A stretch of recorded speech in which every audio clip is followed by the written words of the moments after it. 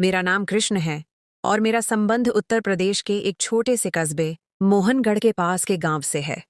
पिताजी की नौकरी बेंगलुरु में हो गई थी और हम सब वहीं शिफ्ट हो गए थे। यह उन दिनों की बात है जब मैंने 12वीं की परीक्षा देकर छुट्टी पाई थी और मेरा ज्यादातर समय दोस्तों के साथ घूमने और इंटरनेट पर बीतता था। कोई खास काम नहीं था। एक दिन मैंने मोहनगढ़ में अपने पैतृक घर जाने का कार्यक्रम बनाया, जहां अब मेरी दादी माँ और 2 चाचा जी और उनकी परिवार रहती हैं। बड़े चाचा जी, जो सरकारी कर्मचारी थे, अब इस दुनिया में नहीं हैं। उनके 2 बच्चे हैं। बेटा 16 साल का है और बेटी 14 साल की है। छोटे चाचा जी की अभी शादी नहीं हुई, वह भी सरकारी कर्मचारी हैं। मैं वहां शाम को पहुंचा तो बहुत गर्मी थी। जेठ का महीना चल रहा था, जिसमें सूरज आग बरसा रहा होता है। मुझे देखकर सब बहुत खुश हुए। हम सब ने मिलकर रात का खाना खाया और सोने की तैयारी करने लगे। गांव और देहातों का माहौल ऐसा ही होता है कि लोग खुली छत पर चारपाइयां बिछाकर सोते हैं। छोटे चाचा जी और बड़े चाचा जी का बेटा, मेरा चचेरा भाई, नीचे अपने कमरे में ही सोते थे। वैसे भी मेरे चचेरे भाई को रात देर तक टीवी देखने का शौक था। चाची जी ने मेरी चारपाई भी छत पर लगा दी थी। मैं सफर की वजह से बहुत थका हुआ था और चारपाई पर लेटते ही कुछ ही देर में मेरी आंख लग गई। रात को जब सब सो रहे थे, अचानक मुझे गर्मी और प्यास की शिद्दत महसूस हुई और मेरी आंख खुल गई। साथ वाली चारपाई पर चाची जी सोई हुई थीं। जब मैंने देखा तो उनकी चारपाई खाली थी। मैंने सोचा शायद वह शौचालय गई होंगी या प्यास लगने की वजह से पानी पीने गई होंगी। मैं चारपाई से उठा और छत पर बने एक छोटे से कमरे की तरफ चल पड़ा, जहां पानी का ठंडा मटका रखा हुआ था। जब मैं कमरे के दरवाजे पर पहुंचा तो दरवाजा बंद था, लेकिन दरवाजे के नीचे से हल्की सी रोशनी छनकर बाहर आ रही थी। मुझे पहले तो हैरानी हुई, अगर चाची जी पानी पीने आई हैं तो दरवाजा बंद करके क्यों पानी पी रही हैं? और अगर वह अंदर नहीं है तो फिर ये रोशनी किस चीज की है? मैंने दरवाजे को हल्का सा धकेल कर खोलने की कोशिश की तो वह अंदर से कुंडी लगी हुई थी। मैं अभी इसी सोच में था कि मुझे अंदर से किसी के दरवाजे की तरफ चलकर आने की आवाज आई। मैंने जल्दी से यहाँ वहां देखा। मुझे कमरे के साथ बाहर वाली साइड पर एक तुलसी का चबूतरा नजर आया। उसकी पिछली साइड पर कोई 2 से 3 फीट जगह खाली थी। मैं जल्दी से वहां जाकर छिप गया। कुछ ही मिनटों के बाद हल्का सा दरवाजा खुलने की आवाज आई और कोई बाहर निकला। उसने इधर उधर देखा और सीधा तुलसी के चबूतरे के साथ बनी क्यारी की तरफ आने लगा। मैंने गौर से देखा तो मुझे चाची जी दिखाई दी, जो कि क्यारी की तरफ आ रही थीं। मैं तुलसी के चबूतरे के साथ बने एक छोटे से मंडप, जो कि 4 से 5 फीट ऊंचा था, के नीचे पैरों के बल बैठा यह नजारा देख रहा था, लेकिन मुझे वहां कोई देख नहीं सकता था। चांद की हल्की रोशनी में मुझे सब साफ नजर आ रहा था।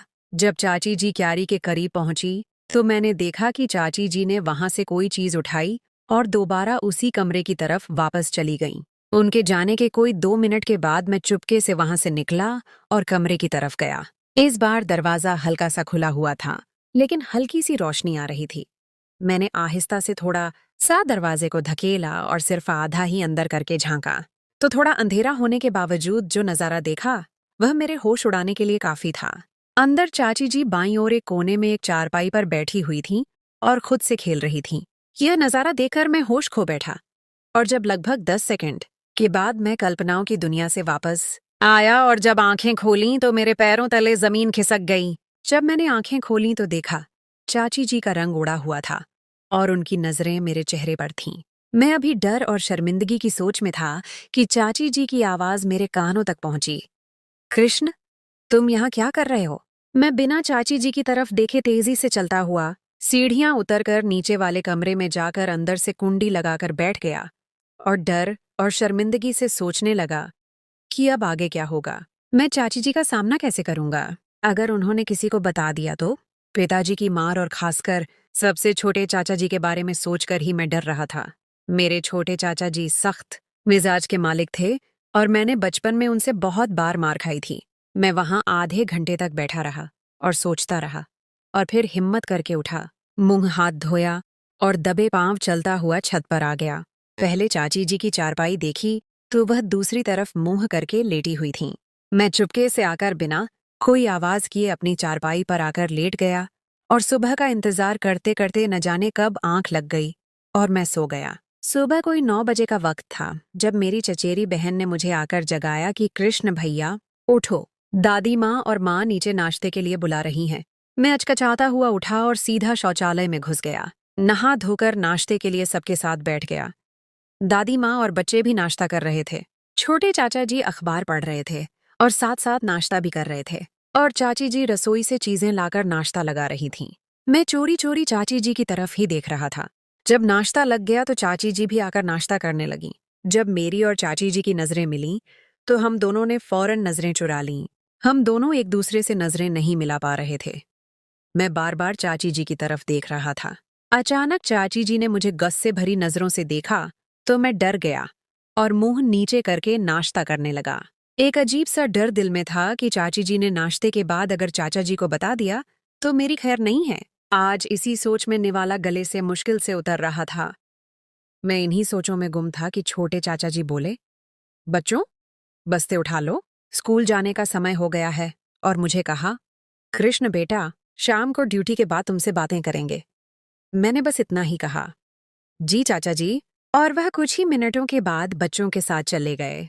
दादी माँ अपने कमरे में चली गईं और चाची जी बर्तन उठाकर रसोई में रखने लगीं। मैं भी चुपके से उठा और टीवी वाले कमरे में बैठकर टीवी देखने लगा। टीवी में खास मन नहीं लग रहा था। बार बार एक ही बात दिमाग में आ रही थी कि अभी तक चाची जी ने चाचा जी को रात वाली बात नहीं बताई है, लेकिन वह चाचा जी को किसी भी वक्त बता देंगी तो फिर क्या होगा। बस यही डर मुझे खाए जा रहा था। रसोई से चाची जी के बर्तन धोने की आवाज आ रही थी। फिर कुछ देर बाद मैंने देखा कि चाची जी पूरे घर में झाड़ू लगाने लगीं। पहले आंगन में, फिर बाकी कमरों में भी। जब वह टीवी वाले कमरे में आईं और मुझे थोड़ा रूखे अंदाज में बोलीं कि कृष्ण, बाहर जाओ, मुझे कमरा साफ करने दो, सफाई के बाद बैठकर टीवी देख लेना। मैं खामोशी से उठा और बाहर आंगन में पड़ी चारपाई पर आकर बैठ गया। फिर कुछ देर बाद मैंने देखा चाची जी टीवी वाले कमरे से सफाई करके अपने कमरे में चली गईं और मैं फिर टीवी वाले कमरे में आकर बैठ गया और टीवी लगा लिया, लेकिन दिमाग कहीं और था। थोड़ी देर बाद मैंने कमरे की खिड़की से देखा कि चाची जी अपने कमरे से निकलकर दूसरे कमरे की तरफ जा रही हैं और कमरे में दाखिल होकर अंदर से दरवाजा बंद होने की आवाज आई। मेरे दिल में फिर शैतान ने दस्तक दी और मैं रात वाले वाकये के बारे में सोचने लगा। अचानक मैं वहां से उठा और उस कमरे की तरफ चलने लगा और कमरे के दरवाजे के पास पहुंचकर मैं दरवाजे के अंदर देखने की कोशिश करने लगा, लेकिन दरवाजा लोहे का बना हुआ था और उसमें कोई खास ऐसी जगह नहीं थी जिससे अंदर देखा जा सकता था। मैं अंदर देखने के लिए जगह तलाश कर रहा था। यकायक मुझे जहां दरवाजे का ताला था उसके बिल्कुल नीचे एक छोटा सा सुराख नजर आया। मैंने फौरन वहां आंख लगाई और अंदर का नजारा देखकर खुश हो गया कि चाची जी फिर से वहीं कर रही थीं। मैं इस नजारे में मग्न था कि चाची जी नीचे बैठ गईं और उनका मुंह तो पहले ही दरवाजे की तरफ था और मुझे ऐसा लगा कि उन्होंने मुझे सुराख से देखते हुए देख लिया है। वह इस वक्त बिल्कुल सुराख की तरफ देख रही थीं। मेरी तो उस वक्त हालत खराब हो गई और मैं वहां से भागता हुआ दादी माँ के साथ वाले कमरे में जाकर दरवाजा बंद करके बैठ गया और डर से पागल हो गया और सोचने लगा कि ये मैंने फिर क्या गलती कर दी है। अब तो मेरी खैर नहीं है और चाची जी आज जरूर चाचा जी को बताकर रहेंगी और आज मेरी शामत आएगी। मैं इसी कशमकश में बैठा हुआ सोच रहा था कि आगे क्या होगा मेरे साथ। थोड़ी ही देर बाद मुझे उस कमरे का दरवाजा खुलने की आवाज आई और फिर किसी के कदमों की आवाज आहिस्ता आहिस्ता मेरे कानों में गूंजने लगी और वह आवाज जिस कमरे में मैं बैठा हुआ था उसके नजदीक आती हुई महसूस हो रही थी और मेरे दिल की धड़कन तेज हो रही थी। जैसे ही वह आवाज कमरे के पास पहुंची तो मैं डर से कांपने लगा, लेकिन फिर मुझे साथ वाले कमरे के दरवाजे के बंद होने की आवाज आई और थोड़ी सी खामोशी हो गई। साथ वाला कमरा चाची जी का अपना बेडरूम था। मैंने हिम्मत की और आहिस्ता से चलते हुए कमरे के दरवाजे का ताला खोला जिसमें मैं बैठा हुआ था और थोड़ा सा खोलकर बाहर देखा तो साथ वाला कमरा बंद था। मैं थोड़ा सा सुकून में आया और वापस दरवाजा बंद करके अंदर कमरे में आकर बैठ गया था और दरवाजा बंद नहीं किया और चारपाई पर बैठकर सोचने लगा कि अगर चाची जी मुझसे खुद बात करती हैं तो आगे से क्या जवाब दूंगा, और अगर वह शाम को चाचा जी को बता देंगी तो कैसे बच सकूंगा। मैं इन्हीं सोचों में गुमसुम बैठा था और कोई आधे घंटे के बाद यकायक मुझे मेरे कमरे का दरवाजा खुलने की आवाज आई और मैंने मुंह उठाकर देखा तो सामने दरवाजे पर चाची जी थीं और उनको देखकर मेरा रंग पीला पड़ गया। वह कमरे में दाखिल हुईं और दरवाजा बंद कर दिया और चलती हुई मैं जिस चारपाई पर बैठा था उसके सामने वाली चारपाई पर आकर बैठ गईं और थोड़ी देर के लिए खामोश हो गईं। मैं डर से उनसे आंखें नहीं मिला सकता था, इसीलिए मैं मुंह नीचे करके बैठा हुआ था। कोई 1 मिनट की खामोशी के बाद चाची जी की आवाज मेरे कानों में गूंजी। उन्होंने कहा, कृष्ण, तुम आखिर ऐसा क्यों कर रहे हो? शर्म नहीं आती? तुम रात को भी बिना इजाजत मेरे कमरे में आ गए और आज दूसरे कमरे में भी यही हरकत की है। मैं तुम्हारी चाची हूं और तुम मुझ पर गंदी